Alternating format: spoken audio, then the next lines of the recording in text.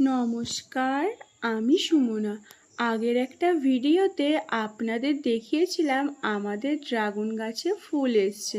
কিছুদিন পর ফুল থেকে ফলটা আস্তে আস্তে বড় হয়েছে এবং পেকে গেছে।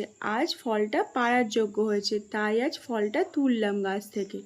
কোনোদিন ভাবিনি নিজেদের ড্রাগন গাছ থেকে নিজে হাতে ফলটা তুলতে পারবো।